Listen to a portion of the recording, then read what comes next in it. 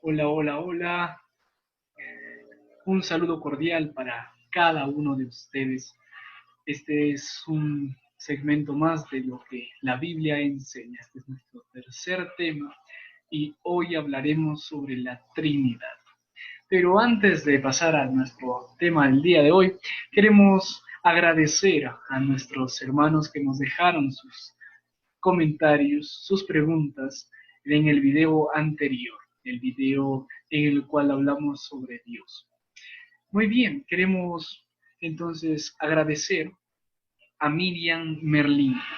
Miriam Merlín nos pregunta y nos dice, ¿por qué a veces nos preguntamos, ¿dónde está Dios cuando tanta gente muere? Si Él es nuestro Padre y nosotros somos sus hijos. Bien, esto me alegra mucho porque la sección anterior estudiamos que Dios es para nosotros como un padre y nosotros para Él como sus hijos. Ahora, ¿por qué es que nos preguntamos dónde está Dios? La gente muere hoy en día, cierto, es muy cierto. Incluso con el virus que está pasando en nuestros tiempos, hay mucha muerte. El libro de Isaías, capítulo 57, versículo 1 y 2, nos dice que los justos también mueren. Así que abra su Biblia en Isaías 57, 1 y 2 y busque. Ahí nos dirá que los justos también mueren. Solo que para los justos hay esperanza de resurrección. Y eso es un tema que nosotros vamos a estudiar más adelante, con calma aún. Este, para responder entonces, ¿por qué es que nos preguntamos dónde está Dios? Es porque a veces no vemos a Dios en completo. Dios no solamente se revela eh, en la Biblia, Dios también se revela en la naturaleza. Si llueve, si hace sol, si crecen las plantas que nos da, que eso nos ayuda a nosotros para poder fortalecernos, ya que ese es nuestro alimento. Entonces, pensando en eso, debemos reconocer que Dios siempre está presente y debemos buscar a Él siempre su dirección. Preguntarnos dónde está Dios cuando tanta gente muere, Dios está siempre al lado nuestro. Vamos a responder la siguiente pregunta que nos ha llegado y es de Bianca Bella. Dice, ¿qué debemos hacer para confiar más en Dios? Le invito a abrir su Biblia entonces en el libro de Proverbios, capítulo 3, versículo 5. Nos dice que la confianza debe estar puesta en Dios y no entre nuestra propia prudencia y nuestro propio pensamiento. Debemos confiar mucho más en Dios. ¿Cómo es que yo confío en Dios? Tengo que conocer. Y para conocerlo, yo tengo que irme a la Biblia. Y al ir a la Biblia, yo encontraré a Dios. Encontraré a Dios en las historias. Encontraré que Dios habla incluso personalmente y dejando un mensaje personal para su pueblo. Entonces, conoceré a Dios. Oraré también. Y al orar, escuchará la voz de Dios. Entonces, ¿cómo hacer para confiar más en Dios? Le doy unos tips. Lea la Biblia, ore, pero comparta también lo que aprendió. Esa es la forma de conocer mucho más a Dios y de esa manera confiará más en Dios. Agradecemos entonces las preguntas y no te olvides de dejar las preguntas también de este segmento en la caja de comentarios. Ahí es donde nosotros estaremos viéndolo y también respondiéndolo en el siguiente video. Bueno, sin más, vamos al tema de hoy. Hoy estudiaremos entonces lo que la Biblia enseña acerca de la Trinidad. Y preste atención un poquito a este término, Trinidad. Y es Trinidad porque son tres personas.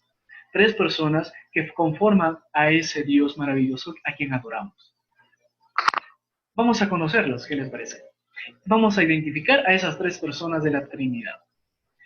Si tienes alguna pregunta, no olvides hacerla en la caja de comentarios. Mateo 28, 19 y 20 nos dice, bueno, 19 nos dice, la Biblia de las Américas dice de la siguiente manera, id pues y hacer discípulos de todas las naciones, bautizándolos en el nombre del Padre, del Hijo y del Espíritu Santo. Ahora preste atención mucho a esto, porque el nombre del Padre, del Hijo y del Espíritu Santo es algo que se repite en las tres versiones, tanto en la versión Reina Valera 60, Padre, Hijo, Espíritu Santo, como en la nueva versión internacional, también el Padre, el Hijo, el Espíritu Santo. Estas son las tres personas de la Trinidad. Entonces, para respuesta suya, Las tres personas de la Trinidad son el Padre, el Hijo y el Espíritu Santo. Vamos a comprobar, dice, mediante la Biblia, si cada uno de ellos es Dios. Y la Biblia lo comprueba, claro que sí. Vamos al primer texto, Génesis capítulo 1, versículo 1. Y Génesis capítulo 1, versículo 1 dice, en el principio creó Dios los cielos y la tierra. Recordando que la creación, Génesis solamente menciona a Dios, en realidad estaban las tres personas de la Trinidad en la acción de la creación. Y eso lo vamos a estudiar un poquito más adelante en este mismo segmento. Así que el Génesis 1.1 se refiere a Dios el Padre, que está para crear los cielos y la tierra. Vamos al siguiente texto, y es Romanos 9.5. Romanos 9.5 nos habla aquí exactamente en esta parte, dice, según la carne procede el Cristo, el cual está sobre todas las cosas, Dios bendito por los siglos. Me gusta mucho personalmente la nueva versión internacional y nos dice, según la naturaleza humana, nació Cristo, porque Cristo nació de una mujer y fue hombre en realidad, 100% hombre, pero también fue 100% divino. Eso lo vamos a ver también un poco más adelante, así que no desesperes. Este Cristo entonces nació de una ser humana, ¿no? María, quien es Dios sobre todas las cosas. Ahora, este Cristo que nació como humano, también era Dios sobre todas las cosas. Y la Biblia lo confirma aquí en Romanos 9.5. Así que no tenga duda, el Hijo también es Dios. Jesucristo es Dios. Vamos a la tercera persona de la Trinidad, que es el Espíritu Santo. Hechos, capítulo 5, versículos 3 y 4. ¿Qué nos dice esto? Nos dice, nos cuenta un poco la historia, de Ananías y Zafira. Ellos habían prometido dar parte de la heredad, de la venta que habían hecho de su heredad, para darles a los discípulos que eran los encargados en ese tiempo. Ellos prometieron dar todo, pero ellos sustrajeron una parte y lo dejaron. Entonces, Pedro dice acá, Hechos 5, 3 y 4, dice, Pedro dijo a Ananías, ¿por qué ha llenado Satanás tu corazón para mentir al Espíritu Santo? Y es interesante que este versículo 3 diga que mintió al Espíritu Santo. ¿Por qué? Porque en la última parte del versículo 4 dice, ¿por qué concebiste este asunto en tu corazón? No has mentido a los hombres, sino ¿a quién? A Dios. Entonces, este es un texto que identifica, al Espíritu Santo como Dios. Y las tres versiones tienen ese mismo énfasis. No has mentido a los hombres, no has mentido a los hombres, sino a Dios. Sí, porque ellos mintieron al Espíritu Santo. Y al final dice, no han mentido a los hombres, sino han mentido a Dios. Bien, vamos a ver atributos de la deidad. Y estos atributos son características especiales de cada uno de ellos. Los tres son ellos. Los tres tienen esto. Y solamente son algunas, porque hay muchas otras. Apocalipsis 19:6 nos dice que oí la voz de una gran multitud, como el estruendo de muchas aguas y como el sonido de fuertes truenos, que decía, aleluya, porque el Señor nuestro Dios Todopoderoso reina. Y es interesante porque las tres versiones terminan diciendo aleluya, porque el Señor nuestro Dios Todopoderoso reina. La nueva versión internacional dice, ha comenzado a reinar ¿quién? El Señor nuestro Dios Todopoderoso. Y esto es uno de los atributos de nuestro Dios, que es todopoderoso. Primera de Timoteo 1:17 nos va a hablar de la inmortalidad. Pero no solo de ello, preste atención a lo que dice.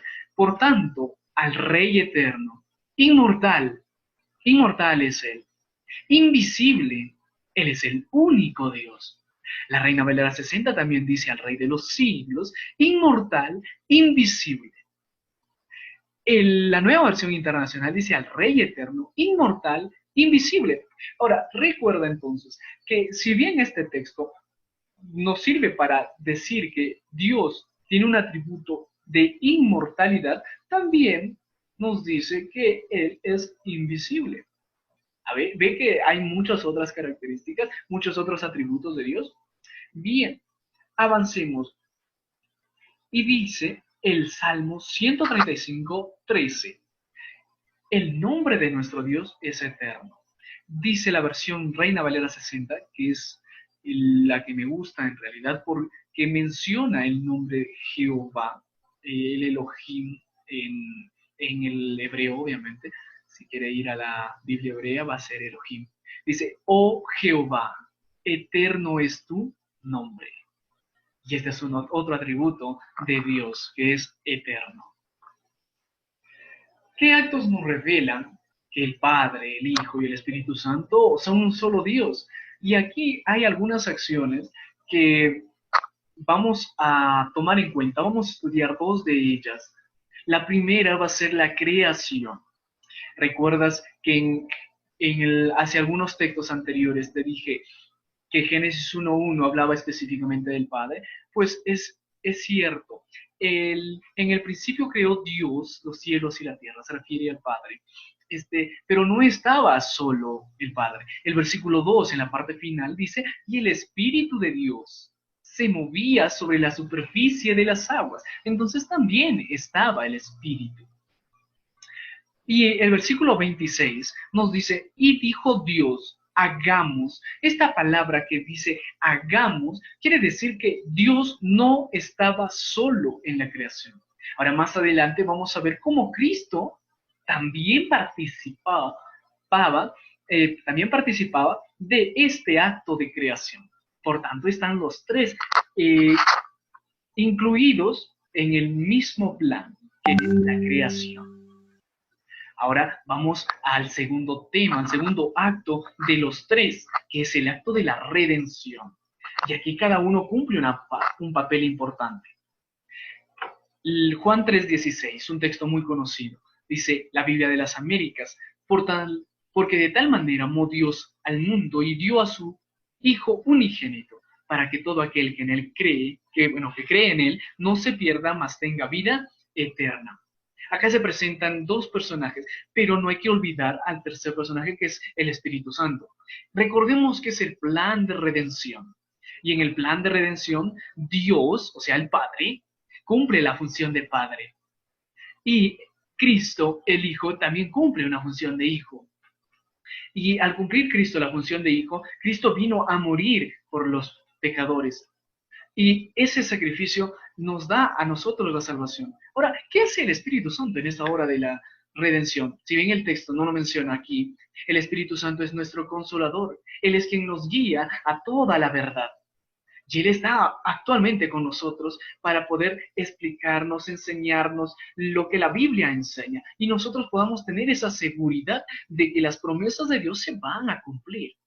Y la redención hecha por nuestro Dios en conjunto, tanto el Padre, el Hijo y el Espíritu Santo, se está dando para nosotros también en este tiempo y nosotros podemos disfrutar de ello.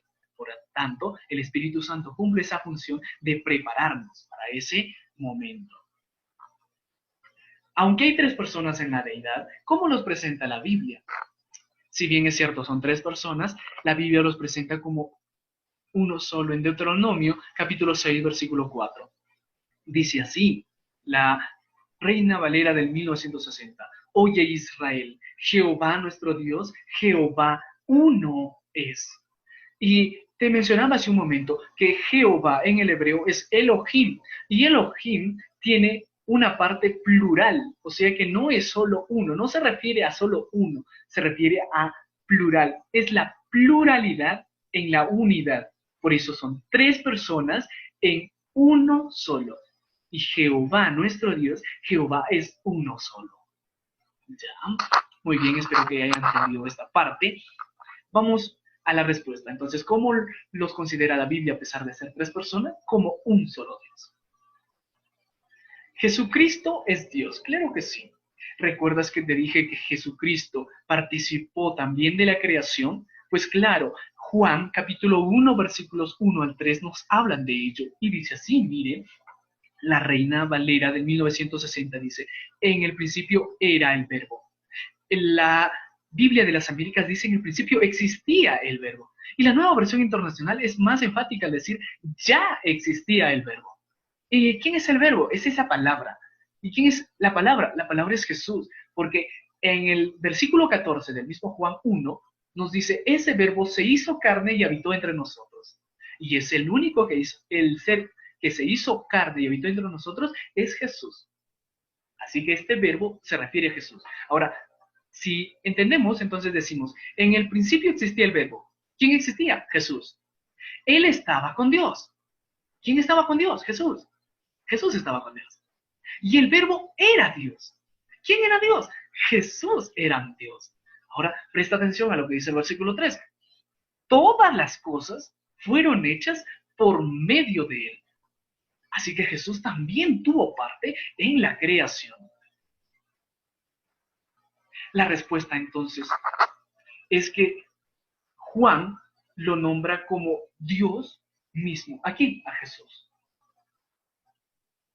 ¿Cómo llamó Tomás a Jesús? Recordemos que Tomás es uno de los discípulos de Jesús. Y tras la muerte de Jesús, Tomás se sentía muy triste. Pero cuando los discípulos, tanto Pedro como los otros más, decían, Jesús ya resucitó, está con nosotros, Tomás no lo creía. Y cuando se le presenta a Jesús y le dicen, ve, toca mis manos, ve, toca mis pies, ve, toca mi costado, de la lanza que le clavaron en la cruz. Entonces, Tomás exclama de la siguiente manera, Juan 20:28 dice así, entonces Tomás respondió y dijo, Señor mío y Dios mío. Tomás también reconoció que Jesús era Dios. Esa es la respuesta que Tomás dijo a Jesús, Señor mío y Dios mío. Un poco del Espíritu Santo. ¿Recuerdas que este texto ya lo analizamos hace un momento? Bien, esto nos dice que el Espíritu Santo también es Dios. Y no vamos a hacer mucho hincapié en esto porque ya lo hemos analizado. Entonces el Espíritu Santo también era Dios. ¿Qué debo hacer yo al terminar entonces este segmento? Al terminar de estudiar la Trinidad. Usted tiene que hacer 3 cosas que nosotros le planteamos. Conocer a Dios personalmente. El libro de Juan, capítulo 17, versículo 3 dice, y esta es la vida eterna. Y ojo aquí, es la vida eterna. No es cualquier cosa, es la vida eterna. ¿Qué cosa es la vida eterna? Que te conozcan a ti, el único Dios verdadero y a Jesucristo a quien has enviado. ¿A quién debemos conocer? A ese Dios Padre, a ese Dios Hijo y a ese Dios Espíritu Santo, que trabajan en unísono ¿para qué? Para que nosotros podamos ser salvos. Trabajan al unísono para poder ser salvos. ¿Y cómo conocemos a Dios? Para conocer a Dios tienes que leer la Biblia. Recuerda un poco lo que fue la respuesta a la pregunta que nos hicieron. Tenemos que leer la Biblia, tenemos que orar y tenemos que compartir lo que hemos estudiado. Es la manera de conocer a Dios, porque Dios se va a presentar y va a hacer cosas grandes contigo. ¿Qué debemos hacerle además? ¿Qué debo hacer más? Amarle con todas mis fuerzas. El libro de Mateo, capítulo 22, versículo 37 y 38, nos dice, Él les dijo, amarás al Señor tu Dios con todo tu corazón, con toda tu alma y con toda tu mente. Esto es algo que nosotros debemos hacer, amar al Señor con todo nuestro corazón. En nuestro corazón hay muchas cositas. Quizá tenemos que despejar un poco, limpiar esto y dejar que Cristo haga ese trabajo de restauración, de limpieza total de nuestro corazón. Amarlo, y es amar, obedecer. Este es el gran mandamiento que Dios nos dio. ¿Qué debemos hacer también? Obedecerle por amor, no por la fuerza. Dios nunca te fuerza a que lo ames, sino que tienes que obedecerlo por amor. El libro de Juan, capítulo 14, versículo 23, nos dice, Jesús respondió y le dijo, si alguno me ama, guardará mi palabra, y mi Padre lo amará, y vendremos a él, y haremos con él morada. Qué maravilloso es tener a Dios morando con nosotros en nuestros corazones. Así que debes obedecer a Dios, pero por amor, porque Dios quiere que tú lo ames. Y es así como nosotros llegamos al final de este tercer tema, de lo que la Biblia enseña. Recuerda siempre, mi querido hermano, que nos estás escuchando, encuentra esperanza al estudiar la Biblia. Y no te olvides, deja tus comentarios, tus preguntas, que queremos responderte en los siguientes videos. Y además, no te olvides de darle like a la página Lo que la Biblia enseña. Ha sido un gusto poder estar con ustedes. Quien les habla es el misionero Stanik Misael Coronel y queremos que tú sigas disfrutando de este contenido. Por eso queremos presentarte una forma fácil de poder realizar esto a través de un pequeño video que queremos que puedas visualizar y de esta manera puedas tú avanzar en el estudio de la Biblia. Con ustedes se despide entonces el misionero Isael y aquí le vamos a dejar con el video.